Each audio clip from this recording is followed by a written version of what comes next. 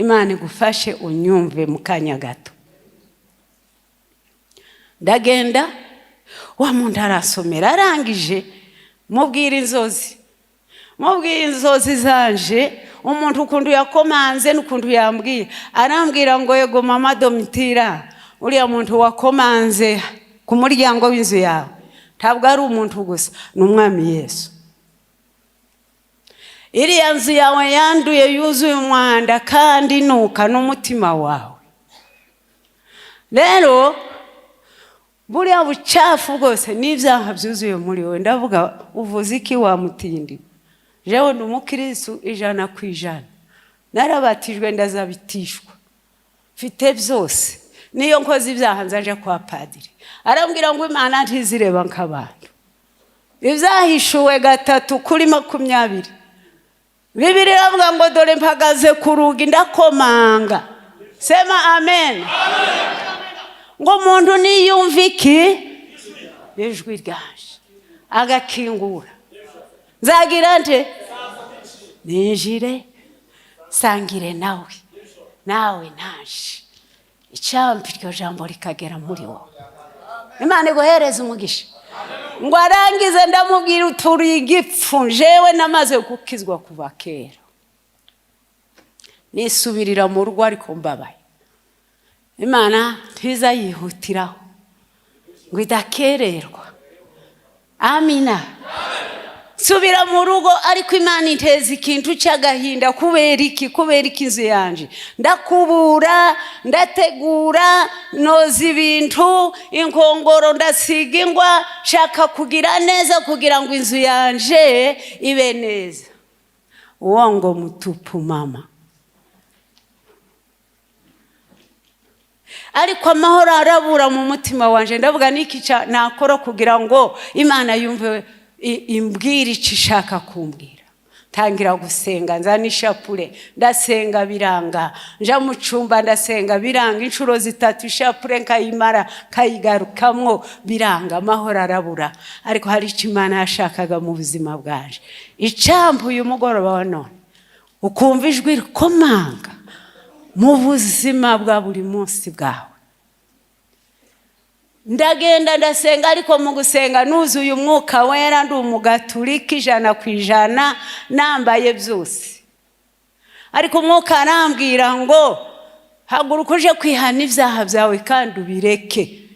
Ureke akamenyero ko kuja kwa padiri kandi senga, ureke gusenga ibigirwamana. Umwuka yaje agutandukanya n'ibindi byose bidakwiye Imana irashaka, ibitanezeza Imana, bya bindi tubona ko ari ibitangaza Imana ikabikuvana imbere, hagasigara Imana imwe gusa rurema. Imana iguhereza umugisha. Imana imbwira kwihana. Nama mva mu nzu mbaye ndira mu muhana, kandi mu muhana w'abaprotesta, abapantekotiste, nije wari umugatulika n'umugabo waje n'abandi nk'ababiri. Ndiyukanka ngenda nshaka umuntu nakwihanaho. Sinasubiye gushaka padiri ko nta n'uwo habaga hafi. Ndihana, ndatura, mvuga ibyaha byanje ngo ndangize. Umukozi w'Imana arambwira ngo Bibiri iravuga ngo iyo watuye n'akanwa kawe urakizwa. Imana iguhereze umugisha. Ngo ndangize arasengera, kandi uwo yari pasiteri ansubiza mu rugo. Kuva uwo munsi ndahinduka, ntangira gushaka Imana. Sinigishijwe n'umuntu, sinagiye mu materaniro, nta nabyo narinzi ko umugatulika yoterana n'abaporo. Aho ni Giheke muri 68. Nashatse muri 67. Sinzi umunsi navutse, sinzi ni ukwezi, sinzi n'umwaka. Baza bambwira ngo navutse igihe cy'ubutumwa buza. Ibyo nibyo nzi gusa. Ariko abana banje bampimbiye anniversaire, abuzukuru bahora bafeta ngo le 1er janvier niyo twahawe. Imana ibahereze umugisha.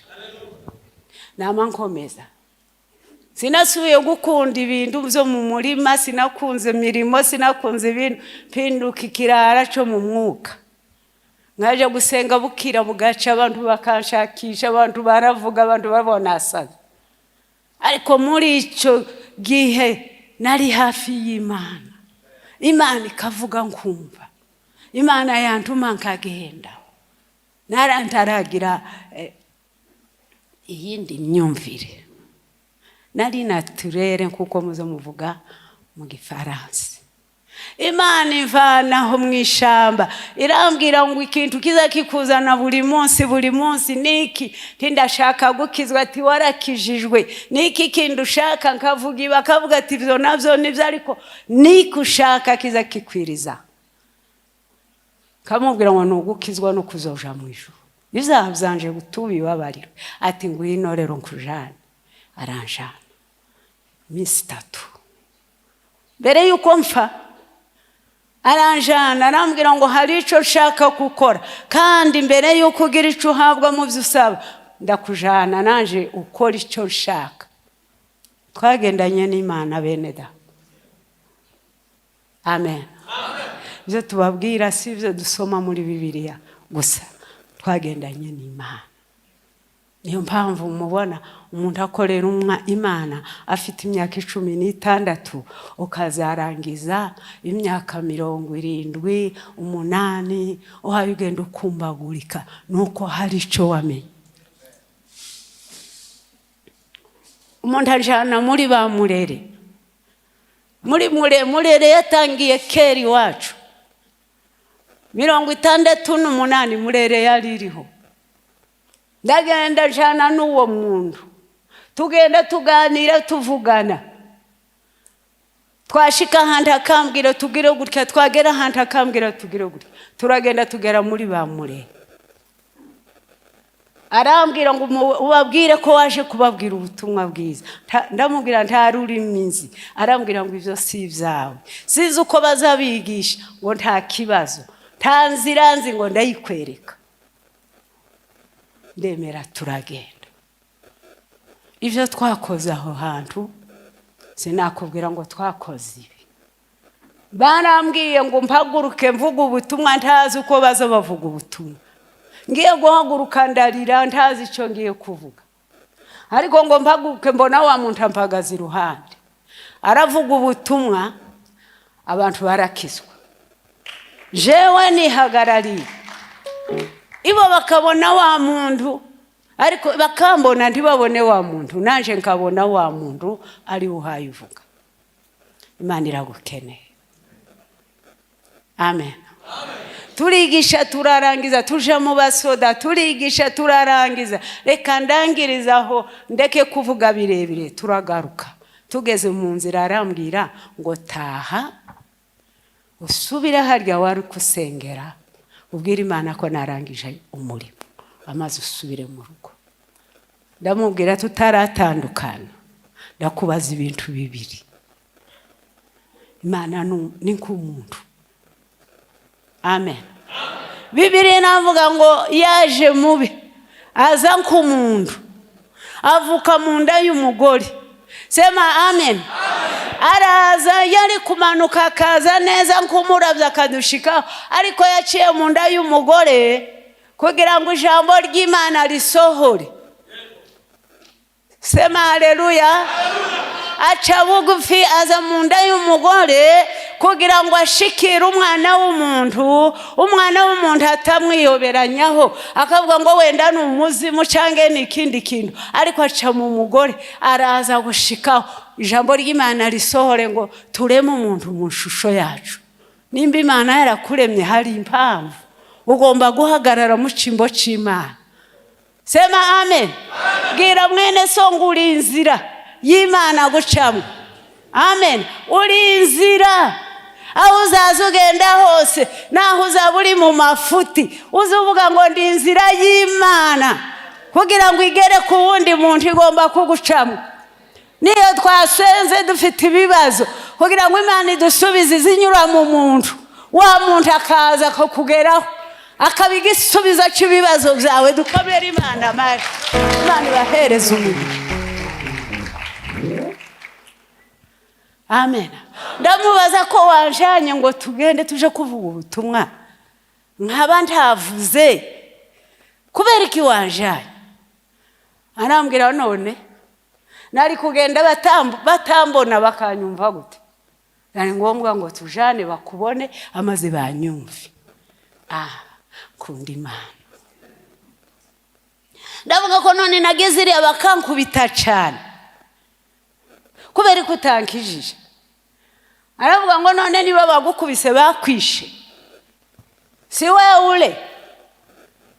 Amina. Nturiho, hari icyangiritse ku buzima bwawe, urahari. Gira umutima wawe ngo n'ubu ndacyariho, uko hari ibyo ubaye uhura nabyo bigukubita bikunyeganyeza bikubuza amahoro, ariko uzubwira umutima wawe ngo ndacyariho kuko negamiye Uwiteka. Imana iguhereza umugisha.